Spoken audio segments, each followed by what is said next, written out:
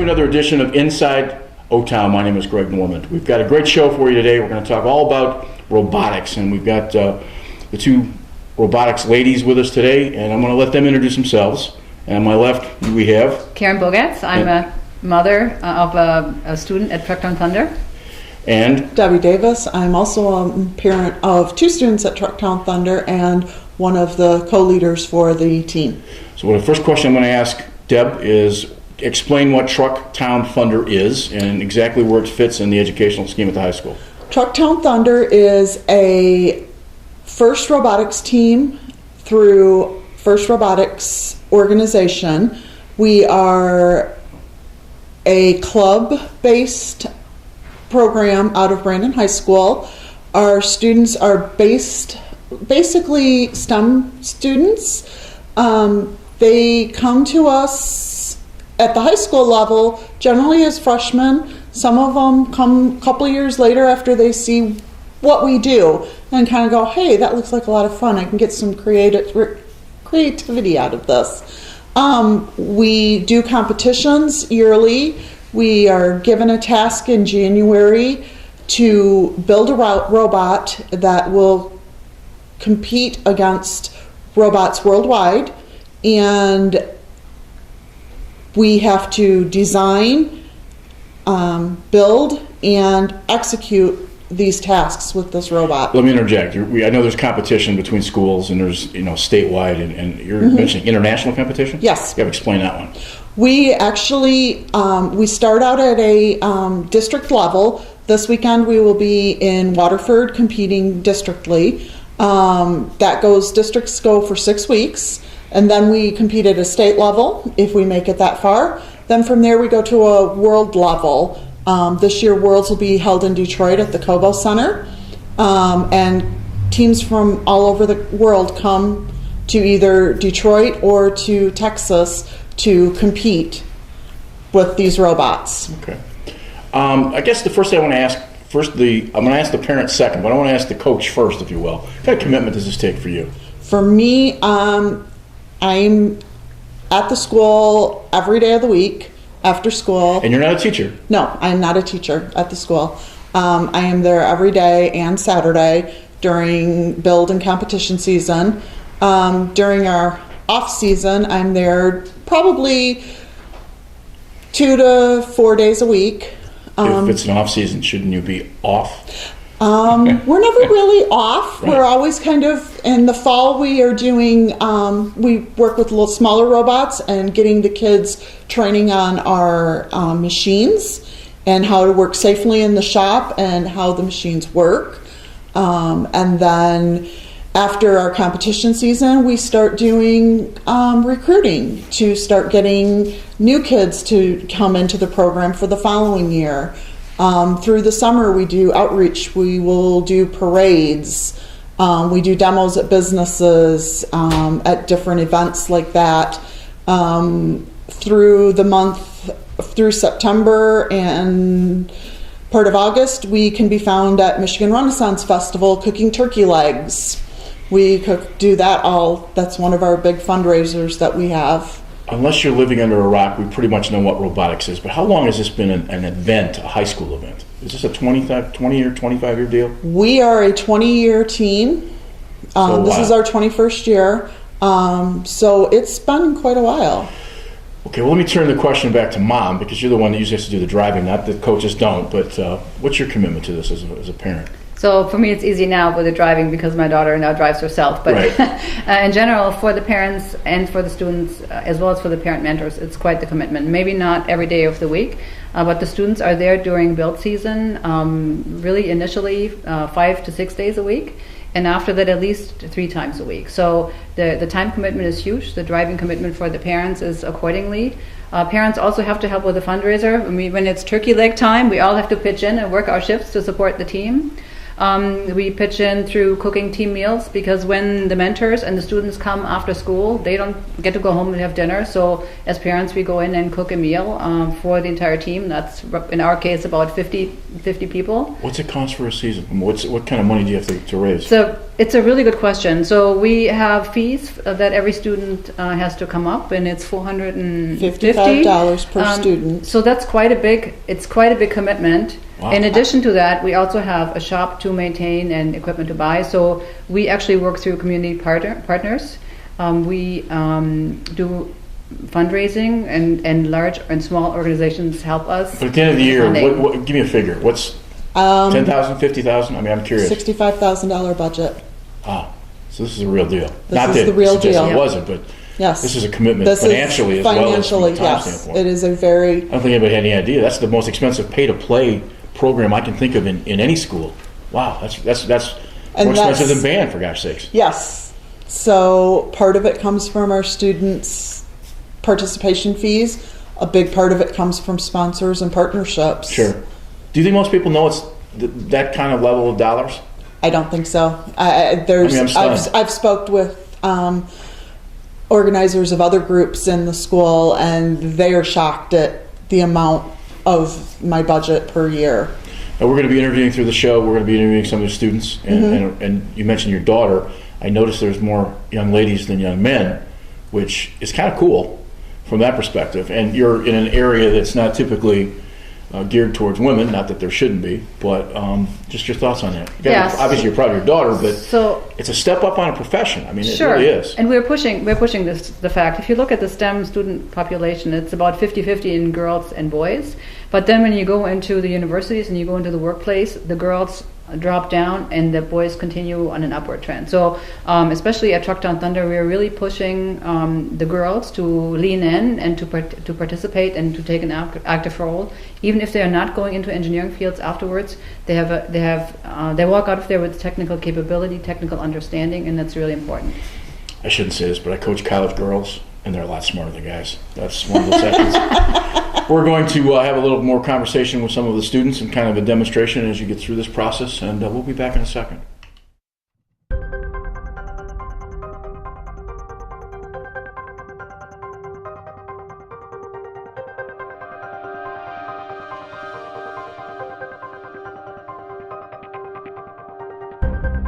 We are talking to 4 of the members from Brandon High School from the team of Trucktown Thunder, which is a robotics team.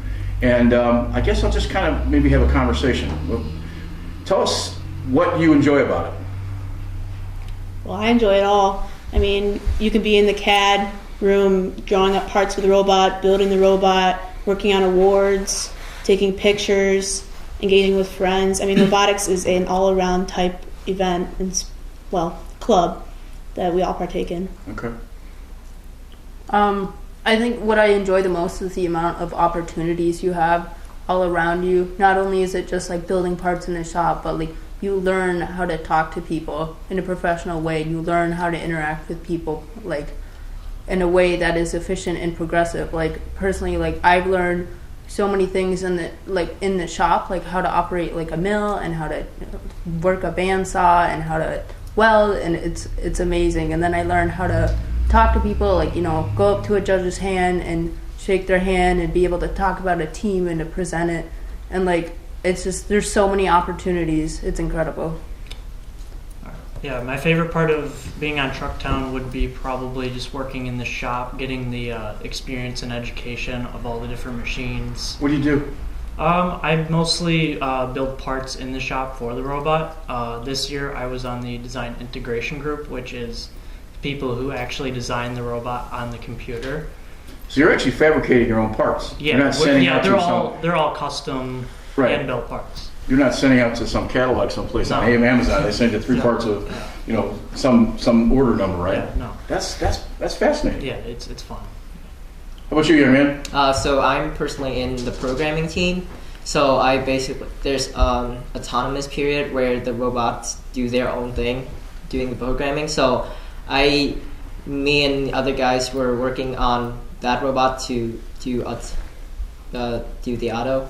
But I think it's also great that I'm not limited to just programming. I can build parts with the guys, and I enjoy using the machine and all that. How far are we along in programming at this point? I mean, I've got an iPhone in my pocket. My question is, are you pretty sophisticated in the language you're using? So Are you writing Are you actually writing language? yeah, we're using Java, and I think I'm pretty fluent in this, and it's great knowing the flow of the program and see how it works. It's great. We talked a little bit about it being semi-expensive and compared to maybe to sports and all the rest of it. You're involved in competition. Now, you've all mentioned that it's really cool to interact and learn some stuff about how to interact with bodies and stuff. How important is winning? I don't think winning's the most important thing. I mean, it's more the experience and being out there with others and showing your gracious professionalism. But winning, yes, that is fun, and yes, a lot of people go for that. But I think it's more the experience of actually having your robot out there and watching it work. And if it does break, you get to fix it and put it out there again and try again. So you're okay to go to Waterford and be last? No, I mean, I think it'd be nice to win, but if we're last and we still have a great time and we still put forth the effort we wanted to put forth, I think it's okay. How much you learn is probably more important. Yes? Yeah. What do you learn from each other? It's a hard question. Yeah. You don't. It's not something you think about when you go home and sitting in your office at home or sitting on the couch. But you've got new friends, obviously. Yeah. You're learning something from the adults. But what do you guys give to each other? Yeah. I think me being an exchange student, so this is my first year in the team. Where are you from? I'm from Vietnam. Really? Yeah. Very cool. So being an exchange student, I don't know many people in the school. So robotics is a great opportunity for me to meet other guys, and they have been really friendly to me. So I've learned a lot about them because we spent a lot of time with each other. So we know a lot about each other. What part of Vietnam? South. Okay. What's your thoughts? Do you have any? Do you learn something from these guys? I know I'm kind of putting you on the spot, but I'm curious as to what you learned. No, it's okay. In the past 4 years, I've learned how to properly deal with people. I learned how to give people the benefit of the doubt when they're put into something for the first time. Like for me personally, I was a media leader on the team for 2 years. Explain what that is. So media does all the public relations portions of the team. So there's social media, there's the website, there's the content we put up on our YouTube channel, like small tasks like designing buttons or making like flags for the team or designing a shirt. So for me, it's like when I was going through being a leader, like I understand like the struggles of being a leader. So like I learned how to I'm trying to give people. I think for me right now, the most important thing is to give people the benefit of the doubt. Like if you see someone struggling, you ask them. Like if they need something, you help them. And like personally, like as a leader, you can struggle too. So it's okay to ask your students or your peers for help. How many kids in high school do you think understand that premise? Just the general high school student. You're smiling because you know the question. You know not many. And if you're asking if that's all you picked up from your process, that's pretty impressive, right? The technical part's all great, but at some point you still got to interact in the world. Yeah. And you're 17, 16, you're your age, and that's a mighty powerful paradigm to understand at your age. Would you agree? Yeah. From that standpoint, okay. Is it fair to call you guys? What do fellow students think about you guys in school? Did you get comments from kids in school? A lot of people think they don't know a lot about robotics. I mean, we tried educating these people and like telling them what it's about, but a lot of them don't know. They think there's just something we do after school, and they don't really care about it. But we take a lot of passion in it. A lot of people might overlook what we do because of the countless hours that we put into robotics here at the school and at home, working to make this thing work and working to meet our deadlines. A lot of people don't know what it's about. Okay.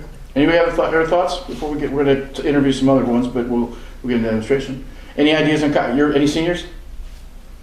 College next year? Where are you going? I'm not sure yet. I'm still waiting for decisions for. Where do you think you're going? One of the schools that on my list right now would be University of Alabama, but I'm still listening. Cool. How about you? From. What are you going to study? computer science. Okay. I'm going to Kettering University in the fall to study computer engineering and computer science. For old people like me, that's GMI. Yeah. Government Institute. It's one of the best schools in the country, as we talked about before we started. How about you? In the fall, I'm attending College for Creative Studies in Detroit to study product design. Wow, is that a mouthful? Obviously, you're very smart. How about you? You looking at Courts College at any point? I was thinking about Oakland University, engineering, somewhere in that field. All right. Thank you.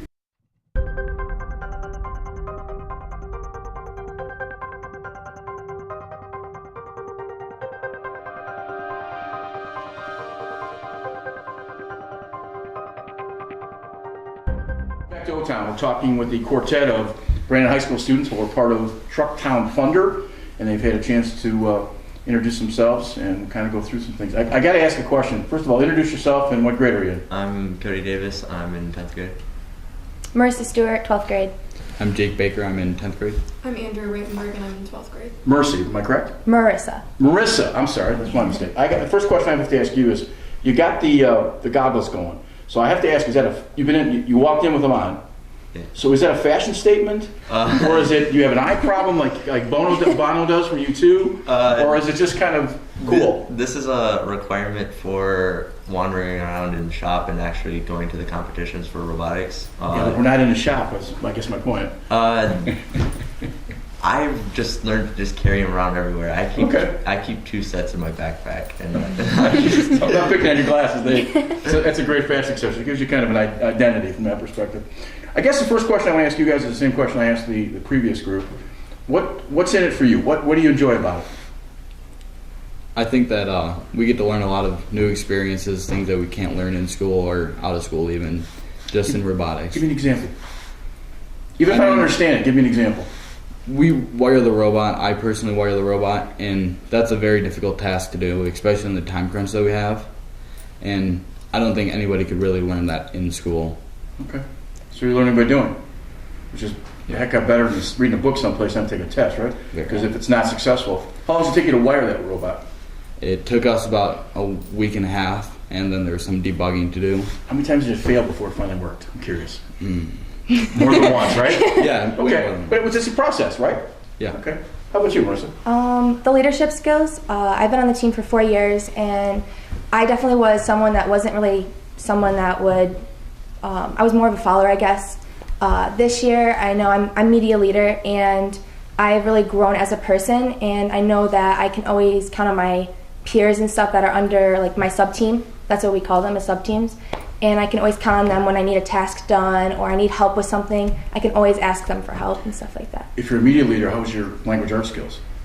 They're pretty good. You got to spell if you're doing press releases and those kinds of yeah. things, right? So you've learned to do that process. So it's really a comprehensive program. It's not just putting it's raising money, it's doing a variety of things. So it's a little bit like junior achievement used to be, to some extent, because you're getting a variety of skills within the same set.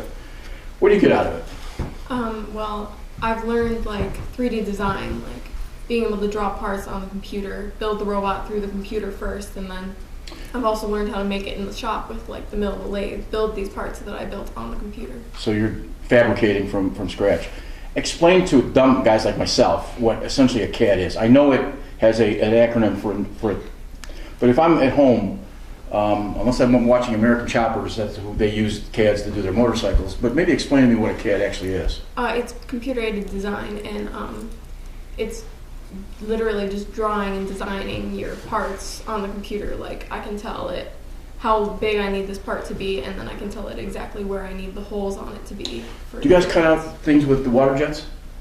Or you haven't advanced at that point yet? We have a sponsor that's willing to do that for us. We design like how the parts should be cut out, like what we specifically need, and we go ask them if they're able to do it, and then they'll respond with us yes or no, and then we send them the parts. What do you get out of this?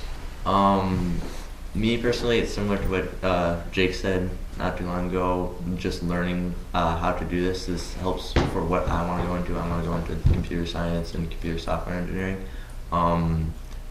Doing this, I've learned more of mechanical programming. So I've done programming classes, and programming software on a computer is a lot harder than, well, a lot easier compared to making a physical object move through code.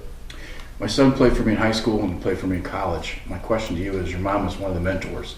Is there an advantage or disadvantage of having your mom being one of the bosses?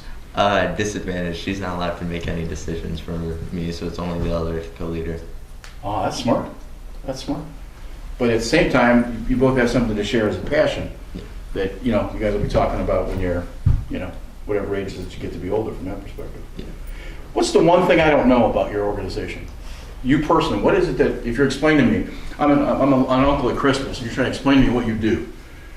Robotics is more than just a title. It's more than just a bunch of smart people, and building robots. It's a family. We meet people from outside of our country, and we get together and we get to talk and we get to learn. We actually have a couple teammates on the team that have group chats with people that are from like Mexico and Brazil and Australia, and it's really cool that you get to learn and meet new people. Thoughts? You're smiling, so you must have some thought. Well, if I have to explain it to my uncle or something, he's usually like, "So are you on TV trying to battle another bot, tear him to bits?"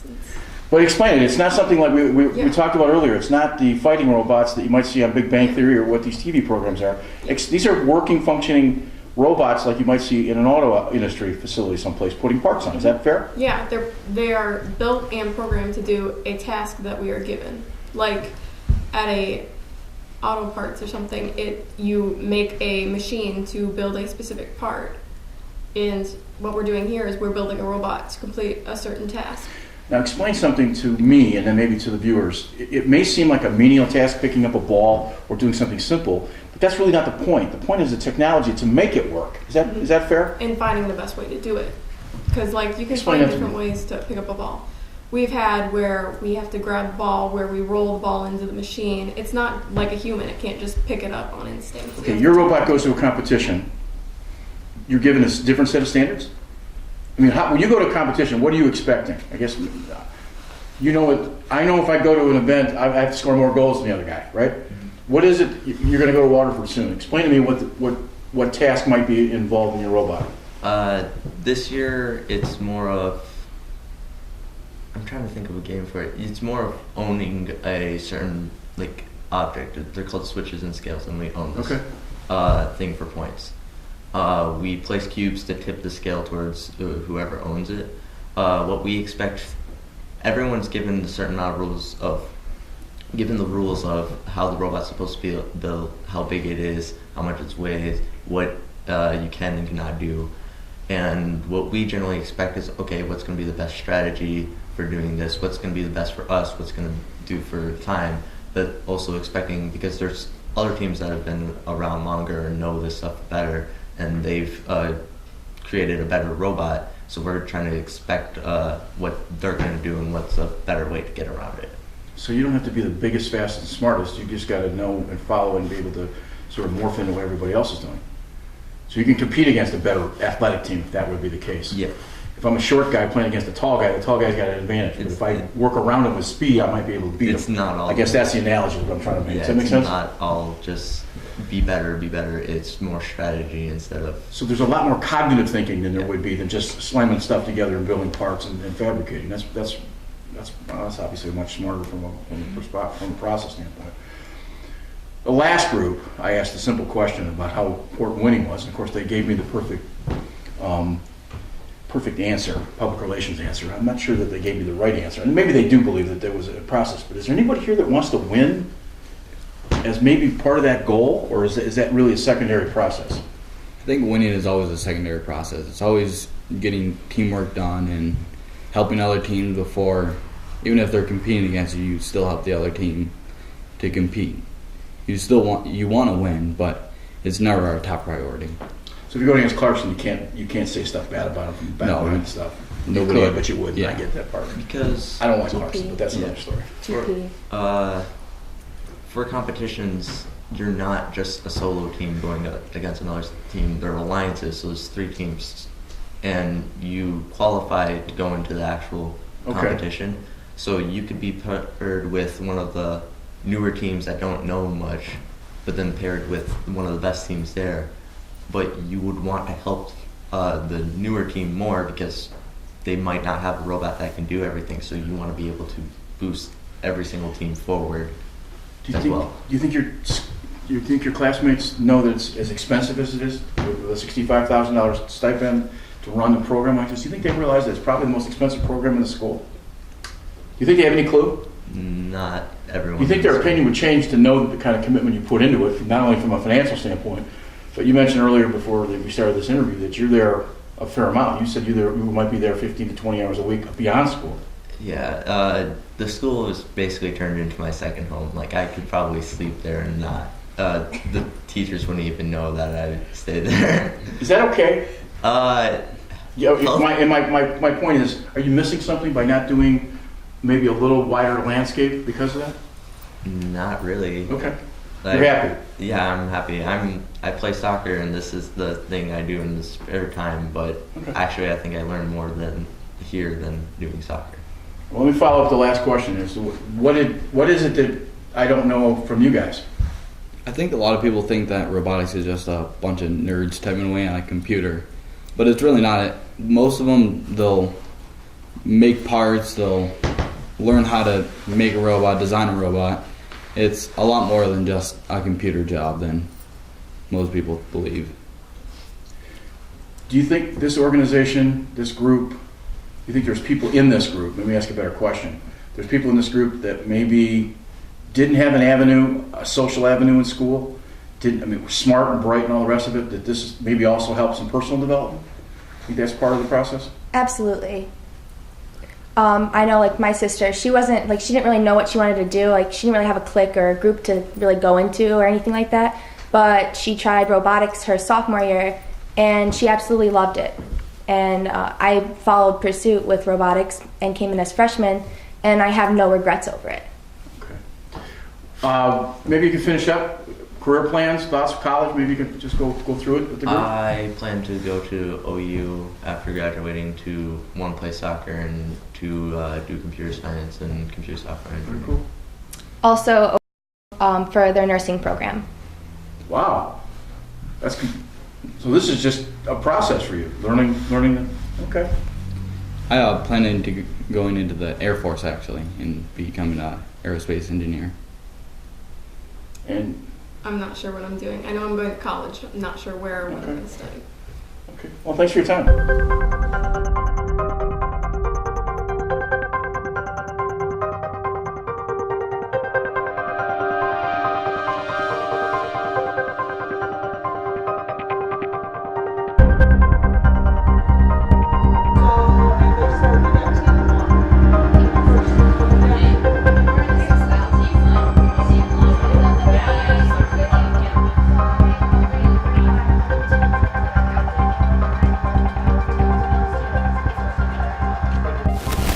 Okay, so right on the front of the robot here, this flies down and it can intake a gear with the rubber wheels on the front of it.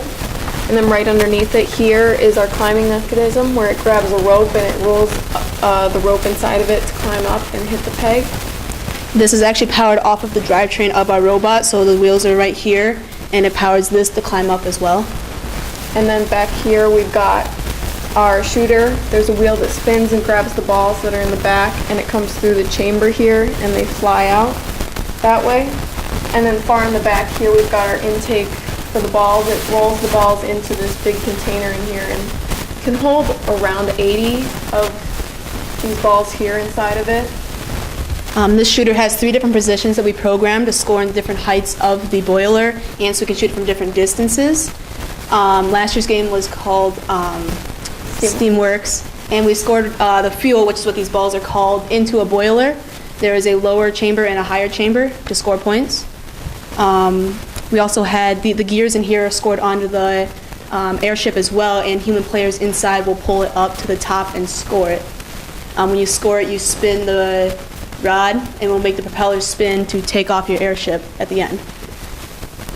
Both those air compressors. So we have an air compressor in here that will fill up these accumulators with air, and to power things like this, to push it down and to pull up this intake. Or and to change the height of our shooting, like to put it to each level. And it also shifts gears on our robot, so we can go low and high gear to go faster. And talking about this light, this is called an RSL, it's a robot signal light. When it starts flashing, it shows that our robot is enabled, so that means the drivers can't control the robot then, and when it's just solid orange, the robot is on but not enabled.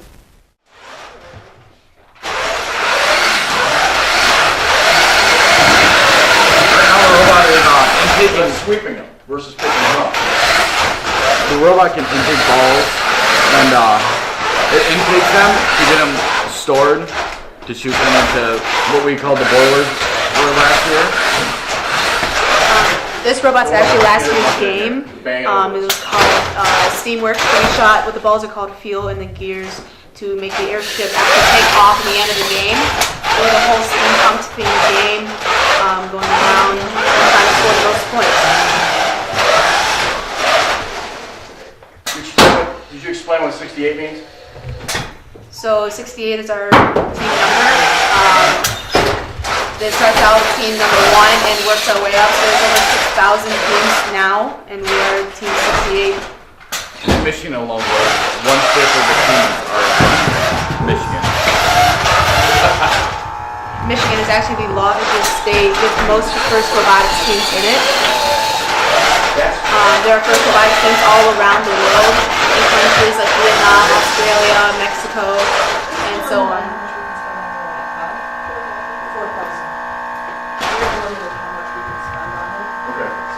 The blinking light shows the robot is enabled, showing that you should not put your hands inside the robot and it's able to move when the drivers are removing it. We actually even make the bumpers on it. They're pool noodles. Oh, smart. Especially this. So this robot has 2 intakes on it, one to pick up the gears and one to pick up the balls, one from each side.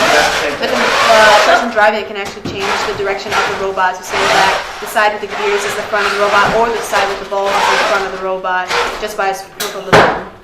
Spit it out. These gears are actually stored on pegs on the airship, and there will be human players up inside the ship pulling up the gears and forcing them to spin them to make sure the propellers move on top of the ship. Sponsors listed on your robot, are they actually paid sponsors? This year's game is power-up, so we actually put cubes, and we will put them inside either switches or scales, so we own them, and that's where you get more points and you can win the game.